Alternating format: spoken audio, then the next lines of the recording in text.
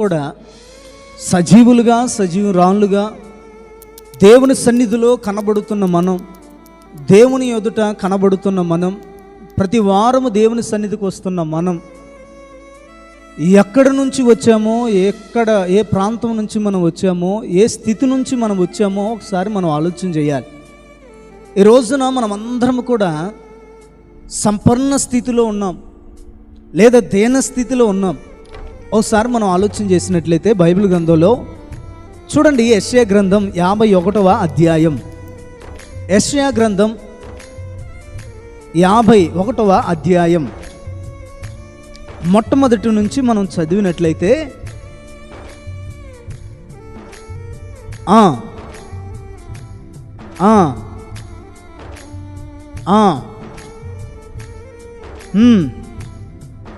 ఇక్కడ చూడండి, మీరు ఏ గుంట నుండి త్రోవబడితిరో,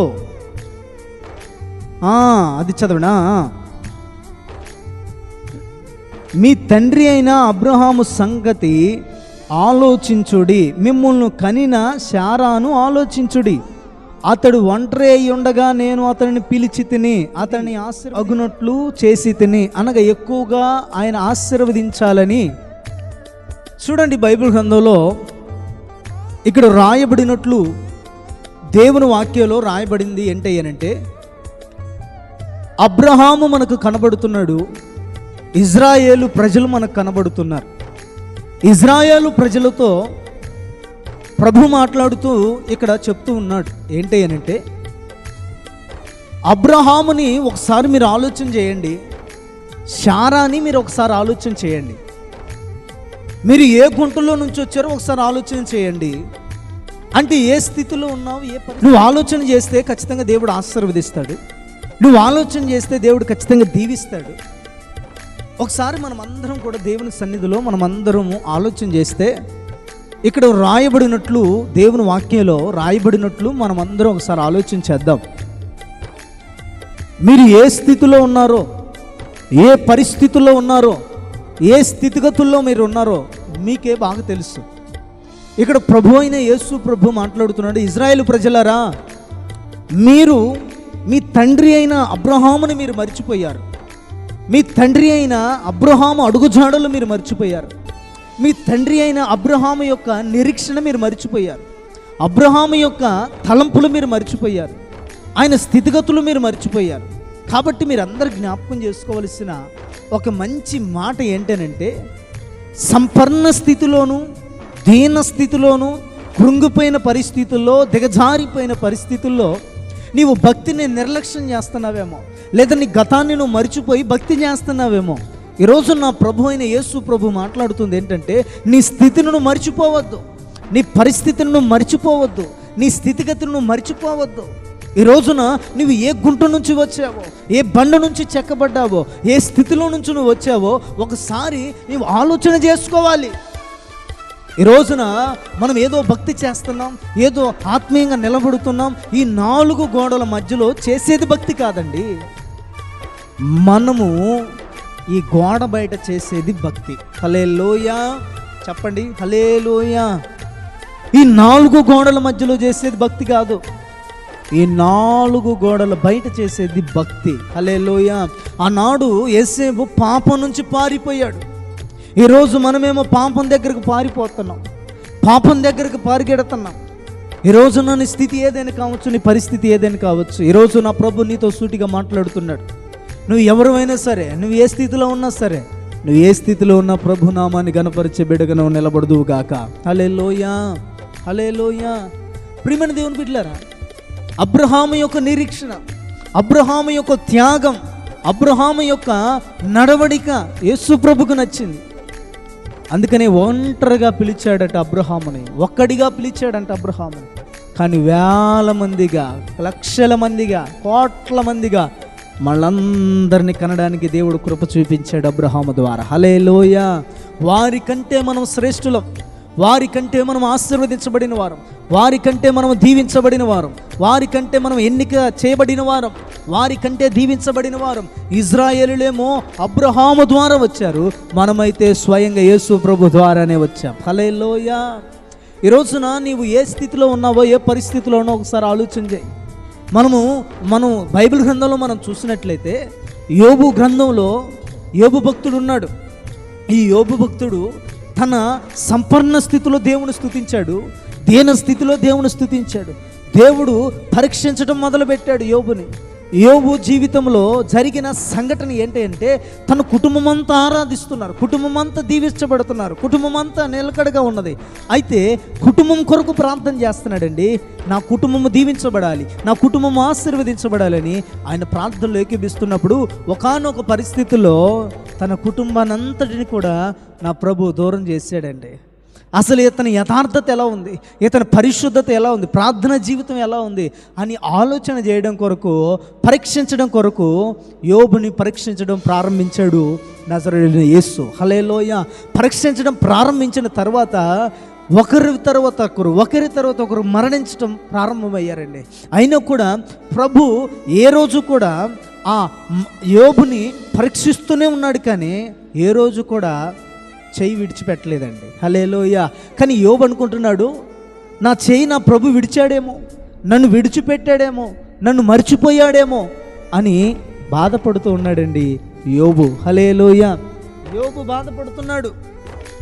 అయితే తన స్థితిని బట్టి, తన పరిస్థితిని బట్టి అస్త దీన స్థితిలో ఉన్నప్పుడు కూడా ప్రభునామాన్ని గణపరుస్తున్నాడు యోబు అండి. యోబు యథార్థవంతుడు, యోబు యథార్థంగా దేవుని స్తుతించాడు. ఈరోజు నీకు నాకు మనందరికీ కావలసినది యథార్థత.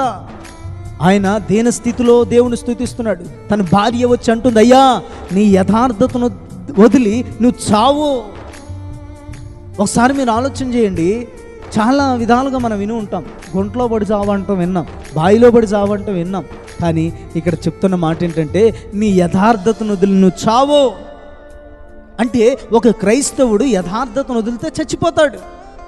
ఈ రోజున మనం చేసుకోవలసింది, నేర్చుకోవలసింది ఏంటంటే మనము దీన స్థితిలో ఉన్న కూడా ప్రభుని మర్చిపోకూడదు, సంపూర్ణ స్థితిలో ఉన్న కూడా దేవుని మర్చిపోకూడదు. ఈ రోజున నీవు మర్చిపోతున్నావు, దేవుని అడుగుజాడలు మర్చిపోతున్నావు, నీ పరిశుద్ధతను మర్చిపోతున్నావు, నీ భక్తిని మర్చిపోతున్నావు, నీ సంపన్నత స్థితిని బట్టి నువ్వు దేవుని సన్నిధిని మర్చిపోతున్నావు. ఒకసారి నువ్వు ఏ బండ మీద నువ్వు చెక్కబడ్డావో ఒకసారి నువ్వు ఆలోచన చేస్తే ఖచ్చితంగా నా దేవుడు నీతో మాట్లాడును గాక. హల్లెలూయా, హల్లెలూయా. ప్రియమైన దేవుని బిడ్డలారా, ఆ విధంగా నువ్వు చేర్చబడితే ఖచ్చితంగా నువ్వు దీవించబడతావు. నువ్వు ఏ మందిరానికైనా వెళ్ళు, ఏ చోటకైనా వెళ్ళు, నీలో యథార్థత లేకపోతే అది నీకు నిజంగా అది నీ భక్తి పనికిరాదు. ఒకసారి మనం అందరం ఆలోచన చేసినైతే ఒక రోజునట ఒక ఇద్దరు అన్నదమ్ములకి ఆస్తి గొడవలు వచ్చాయి. ఆస్తి గొడవలు వస్తే ఈ ఆస్తి గొడవల్లో ఏమైందయ్యి అంటే తమ్ముడికి గొడవ వచ్చిందండి. ఆస్తి దగ్గర గొడవ వస్తే పెద్దోడు చిన్నోడికి చెప్తున్నాడు, అయ్యా నాకు ఆ పొలాన్ని ఇవ్వరా, నాకు కావాలరా అది అంటే చిన్నోడు అంటున్నాడు, నేను ఇవ్వను, నాకు అది కావాలి అని అంటే పెద్దోడు దురాలోచనతో ఏం చేశాడంటే చిన్నోడిని చంపేస్తే ఆ పొలం నాదే కదా అనుకుని ఒకానొక రోజున చిన్నవాడు పొలం దగ్గర పని చేస్తూ ఉంటే పెద్దోడు వెనకగా వెళ్ళి గొడ్డలు తీసుకొని ఒక్క నరుకు నరికాడండి. చచ్చిపోయాడు. చచ్చిపోయిన తర్వాత అతను చంపిన తర్వాత గుంట తీసాడు, గుంటలో పెట్టేశాడు. గుంట తీసి గుంటలో పెట్టేసిన తర్వాత ప్రక్కకు చూస్తున్నాడు, అటు చూశాడు, ఇటు చూశాడు, ఇరువైపులు చూశాడు. ఎవరు లేరు, ఎవరు కనపడలేదు, నేను చంపింది అనుకున్నాడు. పైకి చూశాడు, సూర్యుడు కనపడుతున్నాడు. సూర్యుని చూసి నవ్వుకొని అంటున్నాడు, నేను చంపింది సూర్యుడా, నువ్వు చూసావులే కానీ నీకు నోరు లేదు కదా, నువ్వు ఎట్లా చెప్తావు అని నవ్వుకొని వెళ్ళిపోయాడటండి. వెళ్ళిపోయిన తర్వాత తెల్లారి ఏమైంది అంటే తన భార్యని అన్నం పెట్టమని అన్నం తింటూ ఉన్న పరిస్థితుల్లో కూర వేసిందంట. కూర వేసి కూర అయిపోతే కూర తేయడానికి ఇంట్లోకి వెళ్ళినప్పుడు సూర్యుడు కనపడ్డాడట. సూర్యుడు కనపడితే మళ్ళా సూర్యుడి వైపు చూసి నవ్వుకున్నాడట. సూర్యుని వైపు చూసి నవ్వుకుంటే తన భార్య నవ్వటం చూసిందంట. ఎవరిని చూసి నవ్వుతున్నావు నువ్వు, ఎన్ని రోజుల నుంచి జరుగుతుంది, ఎవరిని పెట్టుకున్నావు అని అడుగుతున్నప్పుడు, అమ్మా ఇది దండం పెడతాను, నేను ఎవరిని పెట్టుకోలేదమ్మా, నువ్వు ఎవరికి చెప్పనంటే నేను ఒక మాట నీకు చెప్తాను అన్నాడంట. చెప్పయ్యా అన్నదంట. చెప్పయ్యా అంటే ఇదిగో మా తమ్ముని చంపింది నేనే. హల్లెలూయా. మా తమ్ముని చంపింది నేనే అనగానే వెంటనే భార్య అందంట, ఆ దుర్మార్గమైన పని నువ్వే చేసావని నాకు తెలుసు, నువ్వు చేస్తావని నాకు తెలుసు, అయితే నువ్వు ఎవరికి చెప్పగాకమ్మా అని తన భార్యను బ్రతిలాడుతుంటే తన భార్య కట బెస్ట్ ఫ్రెండ్. ఏ ఫ్రెండ్? బెస్ట్ ఫ్రెండ్ ఉందంట. ఆ బెస్ట్ ఫ్రెండ్ని పిలిచి చెప్తుందంట, మాయ్ నేను ఒక నిజం చెప్తాను కానీ నువ్వు ఎవరికి చెప్పొద్దు అన్నదంట. నిజంగా నేను ఎవరికి చెప్పనంటే చెవులు చెప్పిందంట, మా మరిదిని చంపింది నా భర్తే అన్నదంట. అవునా అన్నదంట. ఈ చెప్పబడిన ఎవరికైతే చెప్పిందో ఆమెకు కూడా ఒక బెస్ట్ ఫ్రెండ్ ఉందంట, సిఐ గారి భార్య. ఆమెకు కూడా చెప్తుందంట, ఎవరికి చెప్పనంటే ఒక మాట చెప్తానంట, చెప్పండి, ఇదిగో పలానా మల్లయ్య ఎల్లయ్యని చంపాడు, నీకు తెలుసా అంటే అవునా అని వెంటనే ఆమె కూడా అంట తన భర్త దగ్గరికి వెళ్ళి, అయ్యా నీకు ఒకటి చెప్తా కానీ నీ మనసులో పెట్టుకో, జాగ్రత్తగా ఎవరికి చెప్పొద్దయ్యా అని చెప్పిందంట. సరే చెప్పమ్మా అంటే, పలానా ఎల్లయ్యని చంపింది మల్లయ్యనయ్యా. అవునా, నేను ఎవరికి చెప్పనమ్మా, నా పని నేను చేస్తానమ్మా అన్నాడట. ఇక పోలీస్ వ్యాన్ వేసుకొని స్వయంగా నేరుగా మల్లయ్య ఇంటి దగ్గరికి వెళ్ళిపోయి ఆగిందంట కారు. అతనికి భయం వేస్తుందంట. మాయ్ పిలిచాడంట, భార్యని పిలిచి, నువ్వేమన్నా చెప్పావా ఎవరికైనా అంటే, నేను ఎవరికి చెప్పలేదయ్యా, నేను నా బెస్ట్ ఫ్రెండ్కి ఒక్కదానికే చెప్పానయ్యా, ఇంకెవ్వరికి చెప్పలేదయ్యా అంటే, నా కొంప ముంచావమ్మా నువ్వు అనగానే మరలా సూర్యుని వైపు చూశాడంట. సూర్యుడా, నువ్వు మామూలుడు కాదు సూర్యుడా, నీకు నోరు లేదనుకున్నానులే కానీ నా బ్రతుకు ఇలా బయట పెడతావని నేను అనుకోలేదు సూర్యుడా అనుకున్నాడట. నేను అంటాను, నువ్వు చేసే పాపం ఎవరికి కనబడట్లేదు, నన్ను ఎవరు గమనించట్లేదు, నన్ను ఎవరు చూడట్లేదని నువ్వు భ్రమపడి పాపం చేస్తున్నావేమో, కానీ నా దేవుడు అంటున్నాడు, ప్రకృతి కూడా నీ గురించి సాక్ష్యం ఇచ్చే రోజు ఒక రోజు ఉంది. హల్లెలూయా. ఈ రోజున నీ స్థితి మారొచ్చు, పరిస్థితి మారొచ్చు, స్థితిగతులు మారొచ్చు. ఏ బండ మీద నువ్వు చెక్కబడ్డావో ఆ బండని నువ్వు గుర్తు తెచ్చుకో. హల్లెలూయా. ఎక్కడ మారు మనసు పొందావో, ఎక్కడ పాప క్షమాపణ పొందుకున్నావో, ఎక్కడ నిరీక్షణ చేసుకున్నావో, ఎక్కడ మారు మనసు పొందుకున్నావో, ఎక్కడ ప్రభు బల్లలో చేయి వేస్తున్నారో ఒకసారి నువ్వు ఆలోచన చేయి.